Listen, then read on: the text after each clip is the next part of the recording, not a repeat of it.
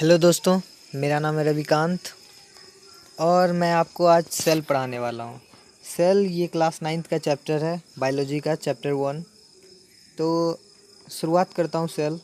ठीक है। सेल हमारे जीवन का एक बेसिक और फंडामेंटल यूनिट है। मतलब कि जैसे कि एक घर को अगर हम एक एग्जांपल के तौर पे लेते हैं तो एक घर बहुत सारे ईंटों से बना हुआ होता है। ठीक है। तो घर का यूनिट क्या हुआ, वो ईंट। वैसे ही हमारा जो बॉडी है, हमारा बॉडी बहुत सारे सेल से मिलके बना हुआ है और उस सेल को बोलते हैं हमारे बॉडी का यूनिट। ठीक है। ये सेल कुछ इस प्रकार दिखता है और ये हमारे बॉडी में ऐसे मसल्स के अंदर प्रेजेंट होता है। ये मसल एक टिश्यू से बनता है और ये टिश्यू ग्रुप ऑफ सेल्स को बोलते हैं। ठीक है। तो सबसे पहले जो सेल है वो रॉबर्ट हुक ने देखा था। सबसे पहले जो सेल का डिस्कवरी किए थे वो थे रॉबर्ट हुक। ये जो सेल है उसको एक स्लाइस ऑफ कॉर्क में देखे थे, बार्क ऑफ कॉर्क, ट्री के छाल में। ठीक है। तो वो कुछ इस प्रकार था। ठीक है। तो वो कुछ इस प्रकार था। उन्होंने अपना जो पुराना माइक्रोस्कोप था जिनका वो डिस्कवरी किए थे उनसे उन्होंने ये देखा था सेल। ठीक है। अब सेल के आगे अगर हम बढ़ते हैं तो सेल के बाद सेल के अंदर एक सेल का प्रिंसिपल को ढूंढा गया जिसको बोलते हैं न्यूक्लियस, जो पूरे सेल को कंट्रोल करता है। ठीक है। तो उसका डिस्कवरी जो है वो रॉबर्ट ब्राउन किए थे। कब? तो 1833 में। ठीक है। तो वो उनके पीछे बहुत सारा वह सेल का डिस्कवरी, न्यूक्लियस का डिस्कवरी, इसके पीछे बहुत सारा कहानी है कि वो ऑस्ट्रेलिया गए नेचुरल रिसर्च पे 1700 साल, यानी ही study 1700 plant species, 1700 plant species के बारे में उन्होंने स्टडी किया, एक्सेट्रा एंड एक्सेट्रा। बहुत सारे ऐसे स्टोरी हैं। ठीक है। तो हमारे रॉबर्ट ब्राउन जी का यह तस्वीर है जिन्होंने वह न्यूक्लियस को ढूंढा था। ठीक है। सेलुलर टिश्यू के से रिलेटेड डायरेक्टली था। ठीक है। आगे बढ़ते हैं। तो अब सेल का डिस्कवरी होते गया। उसके बाद हमारे दो साइंटिस्ट आए जिनका नाम था मैथ्यू स्लेडन एंड थियोडोर स्वान। ठीक है।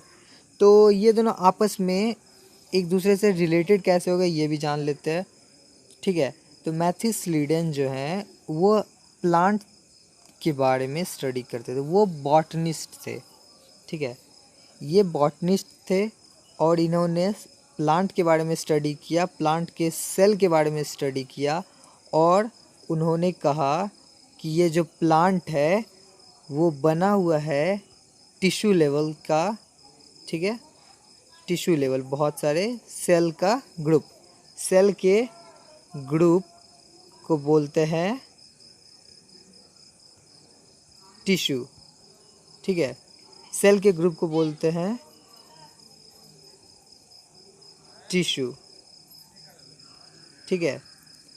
तो उन्होंने ये कहा कि सारे जो प्लांट हैं, प्लांट का एक एक पार्ट जो है वो सेल से बना हुआ है। ठीक है।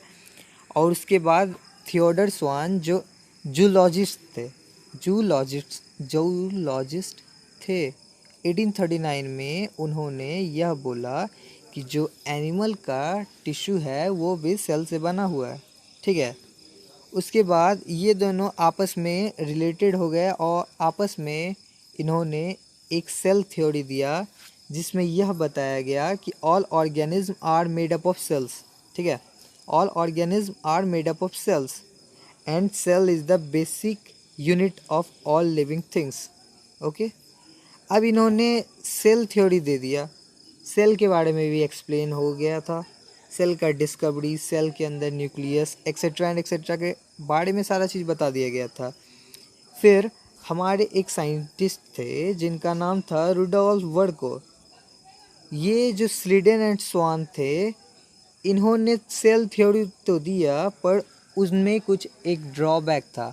वो ड्रॉबैक ये था कि उन्होंने यह नहीं बताया कि जो सेल है वो कहाँ से रिप्रोड्यूस हो रहा है, यानी सेल का फॉर्मेशन कैसे होता है, न्यू सेल कहाँ से कैसे फॉर्म होते हैं। तो ये हमारे रुडोल्फ वर्को साहब ने 1858 में बताया कि सारे जो सेल हैं वो जो एग्जिस्ट कर रहे हैं सेल उसी से बनते हैं, उसी से रिप्रोड्यूस होते हैं।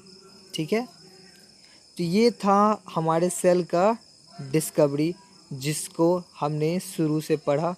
ठीक है, अगर आपको मेरा ये सीधा साधा इंट्रोडक्शन पसंद आया हो तो मेरे चैनल को सब्सक्राइब करें ताकि मैं आगे आने वाले वीडियो को भी आपको अच्छे से समझा सकूं। ठीक है, तो बाय बाय।